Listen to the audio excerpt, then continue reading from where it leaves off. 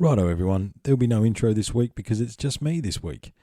Had a bit of a gap in the schedule. Look, podcasting is interesting, as I've mentioned to you guys before. However, more than that, I think look. I should have had an episode. However, we helped a fellow brother and podcaster out a little while ago, and that was much more important than recording an episode. I thought I had 2 weeks in the bag. However, last week I wasn't supposed to give you guys EFS 7. That was supposed to be this week, and I had recording scheduled for this week. So you got to put up with me. And look, I think what I wanted to talk about to start with is just a little bit of the process, right? The reason that I had episodes banked up is because I am definitely going through a process of healing, a process of analysis and forgiveness of self for many things. I mean, we all have a list that we need to forgive ourselves for, don't we? And I'm trying to figure out that process and truly move on and move forward from these things. And it's been a fascinating thing. However, it's quite a roller coaster. It's up, it's down, it's around. However, as each layer is shed and each understanding becomes clearer and is brought into the light out of the darkness, I'm finding that it is helping me a lot. And this episode could be a short one. I've got a couple of things to go through. However, it's as long as it is. I've got a couple of recording nights this week, so we're going to have more EFS. We're going to sit down with Lee from Subconscious Realms, and that's going to be excellent. Looking forward to that one. And, there's plenty of stuff on the boil. I just hadn't had anything like... I gave myself a week that disappeared. And that's the thing. A content creator, it's an interesting thing. It's hard not to reflect as we approach our 5th birthday here at Unlocking the Code. And the process, the ongoing process that I've been through over the years, just to keep this show going, and the ups and the downs. And the reality is too, like, my loyal Patreon supporters, thank you. And the podcast sort of pays for itself now, but only just, right? That's just covers the subscriptions to the service and stuff like that. So there's no money being made here. This is still purely just a passion project. I'm very open to having this show make money, and I would love it to. I really would, because it's not often you stumble across what you want to do for the rest of your life. And this work that we do here at Unlocking the Code, and this show and this process, I truly could dedicate all my time to it, given the resources, because it's important. I think that UTC has grown to the point on a global scale, because this truly is a global show, and it still humbles me every time I think about that. However, the work we're doing is important. It does add value to the research. It adds value to the awesome listeners who I know have been in touch with me, and it's an interesting process. However, honestly, there's so much to do. I could dedicate every day, so many field trips, so many places to go, so many things to see. Because if we want to unlock the code, we must look at all perspectives and share all ideas, okay? And we have actually really tried to do that here. And I think it's been a privilege to be a part of, and sort of feel like I've re-emerged this year. Along with the work that I've been doing, I have a better understanding now that this work is very important, not only to me, but to you guys, the listeners, and to the research, and to moving forward in general. It's very important. However, everything is a process, guys. I know we deleted the word journey out of the podcast years ago. However, it is a journey, right? And it never ends, okay? There is no there, okay? There's only the next step, the next process. And if you continue to keep moving forward, that's all you can ask of yourself. Right? I think, what I'm seeing now,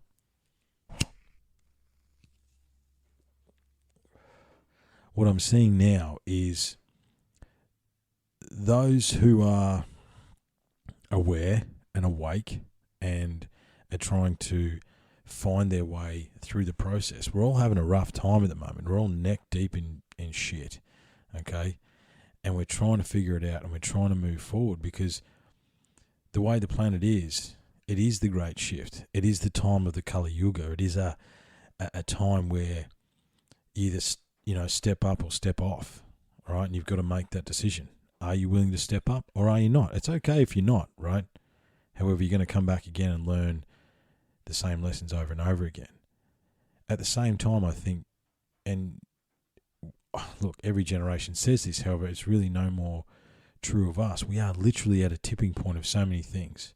All the institutions that held us up from World War II were full of shit, and we know they are, right? I mean, the political stuff that's going on down here in Australia is unbelievable, right? The two parties are trying to band together because they know we're going to kick them out. And we should, right, for what's happened. And the lies, and the constant lies and bullshit for years and years and years. However, we actually have a true chance for change. Probably the first one we've had in who knows how long. And if we choose to do that, it will actually make change, okay? However, in order to make change externally, you must first make change internally, okay? You must face those demons. You must deal with the shit. You must get in the muck and the darkness. However, at the same time, you must also honour and respect and find love for self. It was the triptych that really got me back into the podcast. The understanding that they took the God self away from us. They externalized it. And they made us think that we couldn't achieve it. That's bullshit. We can achieve it. It is actually what being human is about, is finding that center, finding that God self, and understanding that you can achieve it. Doesn't matter who you are, where you're from, what you do. It is achievable. However, it takes discipline. It takes understanding the darkness inside you. It takes understanding the light inside you. It takes understanding the feminine, the masculine, the balance, right? And achieving that balance. Remember that, back in the day, I used to say, and I still believe it now, and if you apply to the triptych, it's even deeper, that on one hand, being human is this, right? On one hand, you are a drop in the ocean forgot about. On the other hand, you are the most powerful creator that was ever existed ever, okay? And you have the ability to do anything and be anyone if you choose to, all right? And I think what I'm seeing from a lot of people, especially those of us that held the line and those that have been able to see clearly for the last couple of years, as opposed to, the other side of that coin, we really are trying. We're trying to fix those things in ourselves in order to be part of whatever comes next. Because whatever comes next is going to be, it's going to be difficult, right? There's no free lunches, okay? There's not going to be an easy road ahead of us. However, we can't do the same thing we've been doing over and over again, okay? And we must move forward as one, as humans, regardless of colour, creed and religion, understanding that we're all in the same big blue ball hurtling through infinity, okay? And letting go of the fact that fear and control and divide and conquer can control us, and understanding that whatever separates us shouldn't divide us. In fact, the things that separate us probably make us interesting, okay? It really is that, right? We shouldn't allow fear and control and divide and conquer to rule us. We are at the moment, however, we don't have to.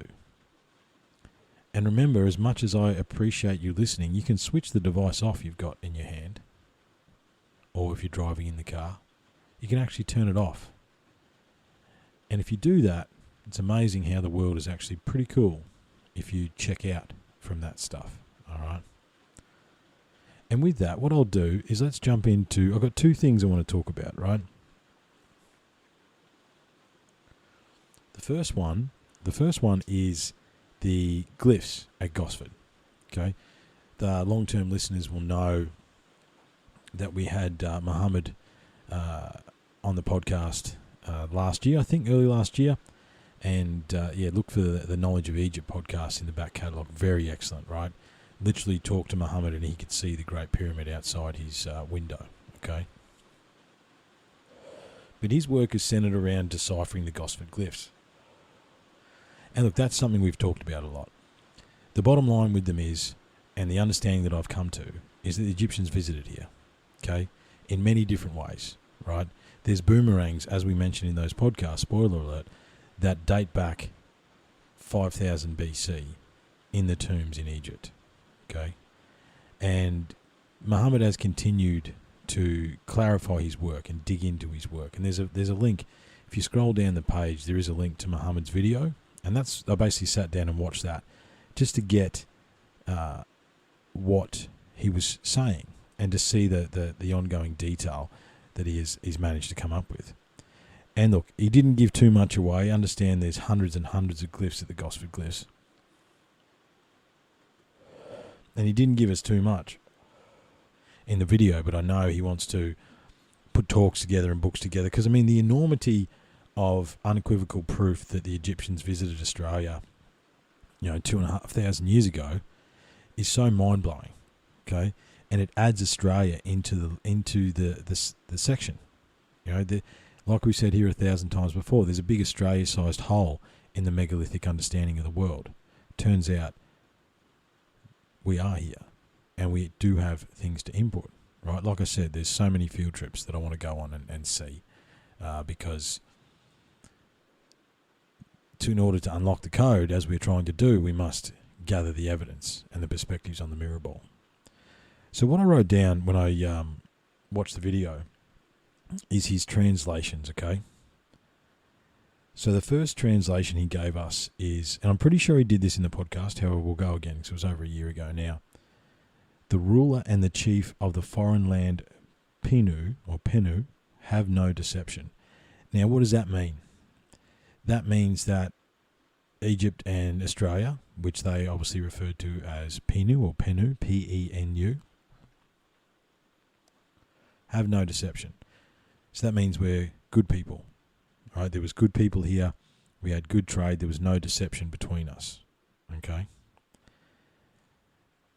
Then he said, the next line of transcription, when the storm and the north wind blow up again, captains turn around to the south. So imagine they're heading home, they're heading north, somewhere along the New South Wales coast, and the storm came back up again, and they had to turn around, okay? And it turns, as it says here, they turned into a wave, okay? So praise, the ship turn upside down, half cubit, hike, and then fall upside down. Now, what we don't understand, and Mohamed, I'll butcher it, but Mohamed goes into good detail in his video, is that's actually a measurement, right? So they're basically saying the ship rode up a wave, turned upside down, right? Or, hiked, proud, and then turned upside down, right? And then this is the survivors of this shipwreck that are riding this, okay? And there's two guys. It's Nej Sobed, the sailor, and Nefer Sobed, the chief sailor, or the captain, right? And these are actually in cartouches, okay? And that's how we know it gives their name and it gives their profession within that cartouche, okay? And these are the two guys that wrote these glyphs. Now, more than that, Mohamed goes into the intricate detail, and like he said in the podcast we did, is it was like a slang, okay? These guys that were writing this, there's no way that a soldier from, World War II went and studied hieroglyphs and then came back and spent a couple of weekends in the middle of fucking nowhere carving hundreds of hieroglyphs into a wall. 2 walls, for that matter. There's no way that happened, okay? And as Mohamed said, you would have to be a professor of hieroglyphs in order to understand the nuances, right? Mohamed spent years on this, making sure he was correct, being very scientific, because he understands the gravity of this discovery. So he wanted to cross his T's and dot his I's, and I really respect him for that. And on top of that, I have had discussions with other people who echo what he's saying, right? There's an agreement about what these glyphs are and what they say, and it is the story of a shipwreck, okay? And look, he dated the glyphs roughly, and it was through the symbology, right? So they have an understanding that, and they can see the different levels of hieroglyphs and the different meanings through the years. I think Mohamed said he's got 9 different hieroglyphs books. I mean, you really can't have a more knowledgeable guy looking at this thing as far as interpretation is concerned. And I'll side with Mohamed any day, okay? And he dated it. They mentioned Khufu and Snefru. However, with the slang and certain symbols and types of symbols, and they know that there was different periods, different dynasties that the symbol was written, he dated it to about 500 BC. So they might, and look, obviously Khufu is the one who supposedly built the pyramids. He didn't, however, that's what Egyptology tells us. And that was 5,000 years ago, or 4,500, 5,000 years ago. Okay, so these glyphs were written in 500 BC. So that means there was a 2,000-3,000 year period where the Egyptians came here. All right. Obviously, the question is why, and that is definitely on the big list of questions as far as that's concerned. And quite honestly, that would be one of the dedications. You know, when the podcast starts making real money and I can dedicate all my time to this, that'd be the question I'll be asking. And that'd be the question I'll try and find the answer to for you awesome listeners. Because it's important to try and make that connection. Because that then connects the global stuff as well, right? There's much more to this. And it's so deep. You know, I mean, I believe that Australia's Stonehenge has a lot to do with it. Okay? I think that, you know, we talk about this universal religion. You know, Richard, the triptych guy, still waiting on his book, actually. I've got to get in touch with him. He talks about it, the universal religion. There's this echo of symbology and all these things that echo around the globe that tell us of a universal culture that seems to be global in a lot of ways, right? And seems to have a similar understanding of many, many things. And I think Australia could be the missing link in that, in more ways than one.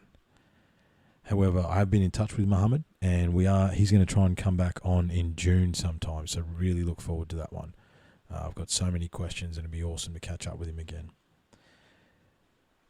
Now, the second thing I wanted to discuss tonight is, as you know, we've been doing some articles before we do the EFS stuff. I just want to give shout-outs to the people who like the articles and who like the page. You know, this is still an indie podcast, and I've done little to no promotion. Whoever's listening to this has heard it through word of mouth, okay, or through talking to me. And for that, I truly appreciate it. And continue that word of mouth, guys. We're not going anywhere. We're 5 years old this year. We are staying. And, you know, we have this, we've had this conversation, you know, me and the boys here, where it's like, at some point the podcast will take off, and then someone's going to look at it and go, wow, there's like 200 episodes here. Where have you guys been? And our answer is going to be, we've been here the whole time. Where have you been? And that's not just me. That's not just the awesome people that are behind Unlocking the Code as well. It's you, the listener. And thank you very, very much for your time. And spread the word. All right, spread the good word. We're doing good work, and we're trying to have some fun doing it as well. And so we had for some reason, I had an article that went viral as far as Unlocking the Code is. And this stuff's not much, right? Do you know what made this go viral? It had 18 likes, or, you know, there was a couple of wows, 15 likes and a care, right? Hands down, the biggest reaction, apart from the few promotions that I've done, which are not much, you know, that's $20 here or there. I think I did one for Mohamed and did one for a couple of episodes. However, you know, that's the biggest organic reaction I've ever got, and I'm super stoked with that. You know, people are chasing thousands of likes and stuff like that. The fact that 18 people engaged with an article on the page, thank you very much. That's fucking awesome. And the article and it shows the UTC listeners, right? The article was an out-of-place artifact, and it's about the mysterious stone egg of Lake Winnipesauke. I don't know how to pronounce that, and that's my best guess. So I sat down the other night in preparation for this. I thought I better write some notes. I better have a look, just to see what we can see. And what I saw was the article that I actually posted on the page is the best article out there. I read, as usual, trolled through Wikipedia. I trolled through the internet looking at different articles. I even went to the New Hampshire Museum of Natural History, I think it is, and that's where the egg is displayed to this day. And they literally had 3 paragraphs and then tried to sell me a T-shirt. So this Ancient Origins article is the best one. So I thought the best thing to do is just to read the article and have a bit of a chat about it. And then we're going to wrap it up. This one's going to be short and sharp. All right. So let's have a look. Let's jump into it.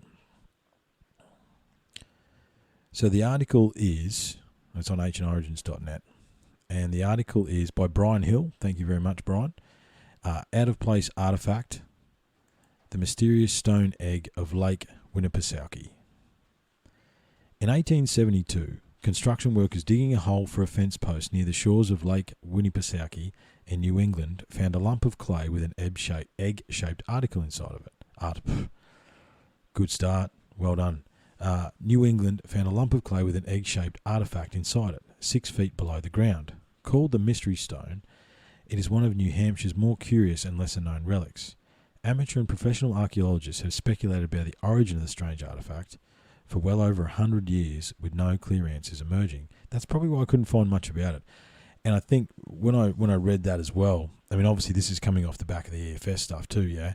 When I read this, I was like, what are we missing out on with our big diggers and all these sorts of things, right? When we're just destroying the environment and digging holes and drilling holes and just, we're not hand digging stuff. This stuff doesn't come up much because we're not doing the same technique we were doing back then, which is where a lot of this oopart was found. When we used to hand dig the quarries and the coal and all that sort of stuff, that's where this stuff was found because it had the chance, okay? Whereas now we don't. How many things have been destroyed at the end of an excavator bucket that we just never saw and never understood, The rock type is not familiar to New Hampshire, and there are no other known objects bearing similar markings or design in the United States. It may very well have been the work of someone living in a faraway place and time, as nothing like its fine workmanship has ever been produced by the Native American tribes living locally in the area. And there's a really good description, right? And I might post some pictures with it when I release this or do the social media tomorrow. Strange symbols on the Lake Winnipesauke Mystery Stone. The Mystery Stone egg is approximately 4 inches, 10.2 centimetres long, 2.5 inches, 6.4 centimetres thick, weighs 18 ounces or 510.3 grams, and has a dark hue to it. Hard as granite, it's about the size and shape of a goose egg. The stone is a type of quartzite, derived from sandstone or millinite, a fine-grained rock formed by the transference of rock layers along faults. There are holes bored in both ends of the stone, and it was drilled through from end to end with different sized tools and polished along its surface. Now, one of the questions that came up on the article on the page was, what does the top and bottom look like? Okay, top and bottom have holes surrounded by what is the only way I can describe it is like cogs. Okay, it looks like cogs or stars maybe or something like that, right? And they've got a top and bottom, and the wear around the hole suggests something went in and out many times, and the bottom has a larger diameter than the top. However, it is drilled through. And this is a smooth bore hole, everyone, okay? And again, through a quartzite rock, and it's gone straight through different sizes, okay, with different size tools. Some of the stuff that I looked at speculated that it sat on some sort of rod or something like that, okay? How it's very interesting, very detailed. As I say, I'll post some pictures when I release the social media stuff tomorrow. Beyond its strange construction and design, the stone is marked with bizarre carvings ranging from astronomical symbols to a human face along its smooth sides. On one side, there are what appears to be inverted arrows, a moon with some dots, and a spiral. inverted arrows, a moon with some dots and a spiral. A moon with some dots and a spiral is one of the symbols that echoes around the globe. And when I mean around the globe, I mean around the globe. Everywhere, every continent has those symbols somewhere. Another side has an ear of corn with 17 kernels in the row, which I suppose would what lead it to be North American, okay, with maize and corn, okay. Underneath there is a circle with 3 figures, one of which looks like a deer's leg, along with some kind of animal with large ears. The third side shows a teepee with 4 poles, an oval, and a human face. The face is sunken with a nose that does not rise above the surface of the egg, and lips that seem to give the image of some kind of purposeful expression. Okay. History of the Lake Winnipesauke stone egg. It was Seneca A. Ladd, a local businessman, who hired the workers to dig the fence post that is credited with the discovery of this intriguing artefact. When it was first unveiled to the world, the American Naturalist Journal described it as a remarkable Indian relic. Documents and newspaper articles show that by 1872, Seneca Ladd had the egg in his possession, and by 1885 it was notable enough to be reported in the county history book.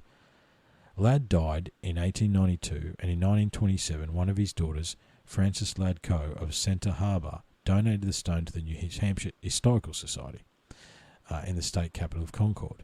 There it was separated from the Native American 1800s era cultural artifacts and items of modern day interest, because it sits outside of those things, as all oopart does, which is why I find it so fascinating. So what are the theories on the egg? As for its purpose, there have been attempts made by historians over the years to come up with an explanation for the stone, with no clear answer to date. Initial interpretations begin with the simplest answer. In November 1872, the American naturalist suggested that the stone commemorates a treaty between 2 tribes. However, this idea did not hold up long. It was later hypothesized that the stone was some kind of ancient tool. I don't see how it could be a tool. I know, we laugh and scoff at, everything's ceremonial, but this truly looks like there's a purpose to it, right? It does look ceremonial, right? It's got to sit on some sort of rod. There have also been suggestions that the egg could be Celtic or Inuit in origin. In 1931, a letter was written to the New Hampshire Historical Society suggesting that it was a thunderstone. Also known as thunderbolts or thunder axes, a thunderstone is a workstone object, often wedge-shaped like an axe blade, that is alleged to have fallen from the sky. Stories of thunderstones are found in cultures all over the world and are often associated with a thunder god. The writer went on to say that such objects always present the appearance of having been machine or hand-worked. Frequently they come up from deep in the earth, embedded in lumps of clay, or even surrounded by solid rock or coral. It could be coal as well, I imagine. Might have to have a dig into these thunderstones, actually. I'll make a note of that when I finish up. Right? I wonder if there's any more and there's any similarities between them. Is it a Native American birthstone? Indigenous historian Joe Graveline suggested that an interesting purpose for the mystery stone, he told Greenfield Recorder in 2018 that he believes it was a Native American birthstone. According to the Greenfield Recorder, a birthstone is a stone that was heated internally and placed inside the pregnant woman by midwives to relax the muscles during difficult births. Graveline says that this particular stone would have been extra special and used by a Native American midwife to help a mother deliver a person who became venerated spiritual or governmental leader of either sex. Okay. He also believes that it was a grave offering, and if the construction workers had dug a little deeper, they would have encountered bones. Interesting. We talk about that, don't we? People dig as far as they dig, they find stuff and they get excited about it, right? I think there was the Clovis tribe. They keep going back to that site, and the deeper they dig, the more they find. Okay, a good spot's a good spot, as we've said before. One particularly interesting detail about the Mystery Stone's construction worth noting are the 2 holes bored in both ends of the stone with different sized bits. Each bore is straight, not tapered. Scratches in the lower bore suggest it was placed on a metal shaft and removed several times. According to one analysis done by the New Hampshire state officials in 1994, a state archaeologist believes these holes are highly regular. I've seen a number of holes bored in stone with technology you would associate with prehistoric North America. There's a certain amount of unevenness, and this hole was extremely regular throughout. what we did not see was the variations that would be consistent with something that was several hundred years old. Remember, it's a very hard stone, has been stuck in the dirt. However, it's more precision drilling. Okay, this time on a 4.5 inch by 2 inch egg. Okay.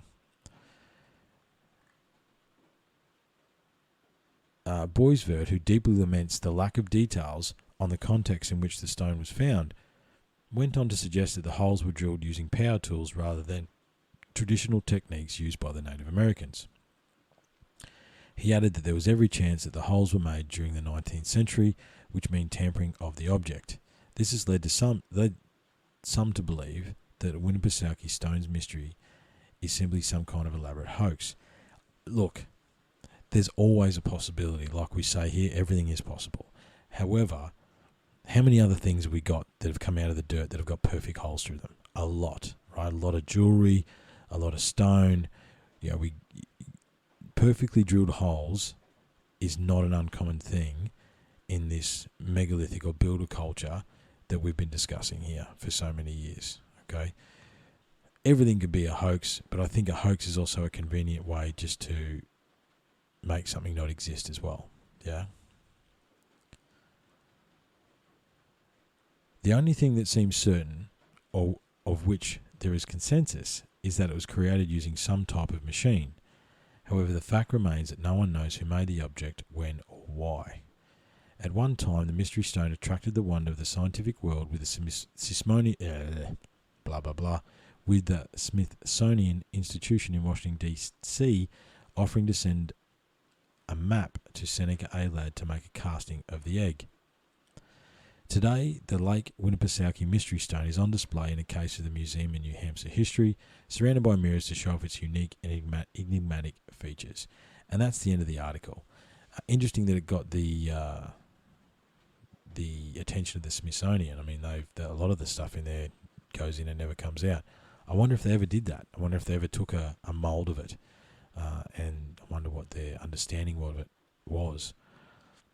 Look, as I say, this is a short episode. I just really wanted to get something out to you guys. I'm trying to get one episode out a week, and it's important for me to do that. And wanted to give some love, right? So the people that actually liked that, okay, it's a bit of a long list, so bear with me. It's Abdul, Julie, Ben, Grant, John, Ronnie, Valmore, Eva, Tina, Sandy, Robert, that's SH, Pally, Leslie, Shane. Okay, they were the likes. There's a few regulars there. Thank you very much for that.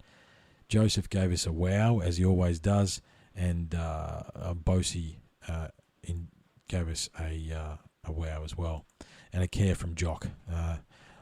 Look, Jock's episodes are really interesting. Go back and listen to the Jock Doubleday episodes there last year as well. He's might try and get him back on in the near future too, to see where his research and stuff is going. Don't have too much more. I mean, the thing with the oopart is, it is what it is, right? It's an out-of-place artifact. I mean, I'm dealing with one here in Queensland, the imprint, okay? What is it? Where did it come from? It makes no sense to be there. It's in sandstone that, only can melt like that at 2,000 plus degrees.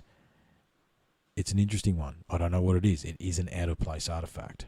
And like I said, that, Brian, the guy who wrote that article, did a really good job.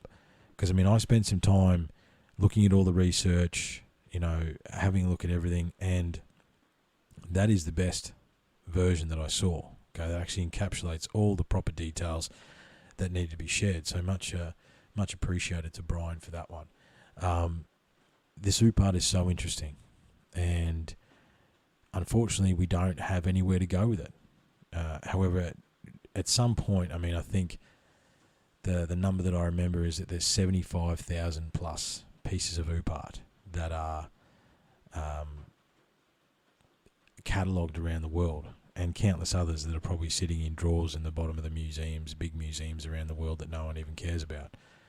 What would you give to spend a few days in the drawers of the British Museum, or the Smithsonian, or the Vatican Library?